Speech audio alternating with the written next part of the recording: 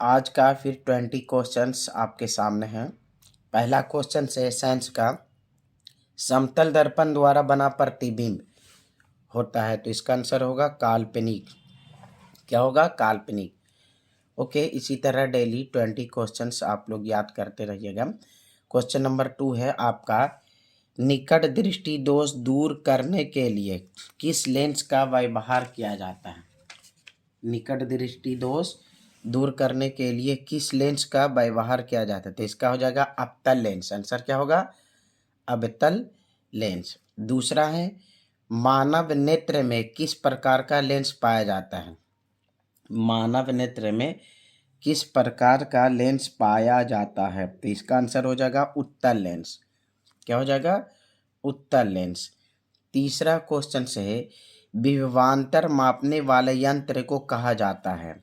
तो इसका आंसर हो जाएगा वोल्ट मीटर। क्या हो जाएगा इसका आंसर? वोल्ट मीटर हो जाएगा। ओके, अब उसी तरह आगे बढ़ते जाइए, है ना। वोल्ट मीटर हो जाएगा।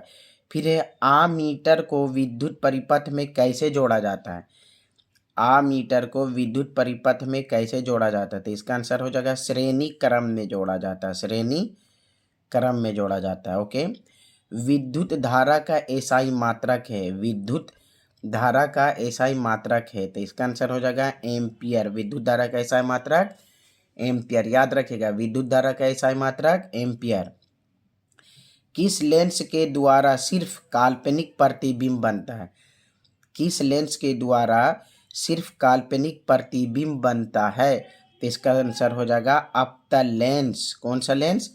अवतल लेंस हो जाएगा। ओके, अवतल लेंस। उसके बाद है CuO+H2, है ना। इससे CuO को अगर हम हाइड्रोजन H2O यानी कॉपर ऑक्साइड, क्यूप्रक ऑक्साइड को हाइड्रोजन से अगर हम रिएक्ट कराते हैं तो कॉपर और वाटर बनेगा, यानी कि क्यों, है ना। CO हो गया कॉपर और H2O जल बनेगा। ठीक है, तो किस प्रकार की अभिक्रिया है? पूछ रहा है कि ये किस प्रकार की अभिक्रिया है? तो अपचयन अभिक्रिया। कौन सा अभिक्रिया है? अपचयन अभिक्रिया है। उसके बाद है क्वेश्चन आपका, इलेक्ट्रॉन। इलेक्ट्रॉन के स्थानांतरण से बने यौगिक कहलाते हैं। इलेक्ट्रॉन के स्थानांतरण से बने यौगिक कहलाते हैं। क्या कहलाते हैं भाई? इलेक्ट्रॉन के स्थानांतरण से बने यौगिक वैद्युत संयोजन, वैद्युत संयोजी, सॉरी वैद्युत संयोजी, वैद्युत संयोजी।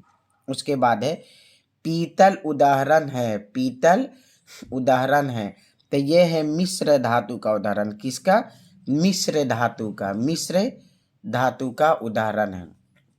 कार्बन हाइड्रोजन से संयोग कर बनाता है। कार्बन हाइड्रोजन से संयोग कर बनाता है हाइड्रोकार्बन, यानी कि कार्बन और हाइड्रोजन को साथ में संयोग करते हैं तो हाइड्रोकार्बन बनता है। क्या बनता है? हाइड्रोकार्बन बनता है। अब क्वेश्चन नंबर 12 है, आवर्त सारणी के प्रथम वर्ग के सदस्य है। तो आवर्त सारणी के प्रथम वर्ग के सदस्य है क्षारीय धातु। क्षारीय धातु है, क्षारीय धातु। ओके, वायुमंडल में CO2 गैस की उपस्थिति है। वायुमंडल में CO2 गैस की उपस्थिति है। कितना? 0.03%, यानी 0.03%, 0.03%। इतना परसेंट जो है आपका CO2 किसको बोला जाता है? कार्बन डाइऑक्साइड को, यानी कि कार्बन डाइऑक्साइड गैस वायुमंडल में यानी एटमॉस्फेयर में इतना परसेंट है। उसके बाद वाला क्वेश्चन NaOH है। तो NaOH क्या हो गया? Sodium hydroxide. तो ये एक क्या है? क्षार है ना। क्षार है जिसको इंग्लिश में बेस बोला जाता है। ऑक्सीन है। तो ऑक्सीन क्या? ऑक्सीन एक हार्मोन का नाम है। ऑक्सीन क्या? एक हार्मोन का नाम है। मानव मादा के जनन तंत्र का भाग नहीं है। अंडाशय तो मानव के है, जनन तंत्र, गर्भाशय भी है ना। ये दोनों लेडीज में है। अंडाशय गर्भाशय लेडीज का है। डिम्बाहिनी है ना, ये भी है। लेकिन शुक्रवाहिनी ये जनन नहीं है, क्योंकि शुक्रवाहिनी अलग चीज है। ये ठीक है। उसके बाद पराग, इसका आंसर हो जाएगा, इसका आंसर शुक्रवाहिनी हो जाएगा, आंसर ये है। इसके बाद है पराग कोश में होते, तब पराग कोश में पराग कण होते, पराग कण होते, पराग कोश में क्या होते, पराग कण होते हैं, है ना। स्वपोषी पोषण के लिए आवश्यक है, स्वपोषी पोषण के लिए आवश्यक है, तो इसमें से कौन सा आवश्यक है बताइए, ये स्वपोषी पोषण के लिए तो CO2 चाहिए ही, कार्बन डाइऑक्साइड है ना आवश्यक, ये नहीं है। क्वेश्चन नंबर कितना, 10, 15, 17, 18 है, क्वेश्चन नंबर 18 है। तो ये मतलब आवश्यक ये भी है, क्लोरोफिल भी होगा, है ना। स्वपोषी मतलब पौधे, स्वपोषी किसको बोलते हैं, पौधे। तो पौधे अपना भोजन बनाते, तो अपना भोजन बनाने में जो पौधे कार्बन डाइऑक्साइड का भी यूज़ करते हैं, क्लोरोफिल का भी यूज़ करते हैं, सौर प्रकाश यानी सूरज से प्रकाश भी लेते हैं। तो ये क्या आंसर हो जाएगा, इनमें से सभी, इनमें से सभी, इस पर टिक कर दीजिएगा। मनुष्य के शरीर की सबसे बड़ी ग्रंथि, है ना, ग्रंथि जो होता है मशीन, यानी कि मनुष्य के शरीर के सबसे बड़ी ग्रंथि या ऑर्गन भी बोल सकते हैं यहाँ पर। तो ग्रंथि जो है आपका लीवर है, क्या है, लीवर। ग्रंथि ऐसे इंग्लिश में इसको ग्लैंड बोला जाता है। मनुष्य के शरीर के सबसे बड़ी ग्रंथि लीवर होता है, ठीक है।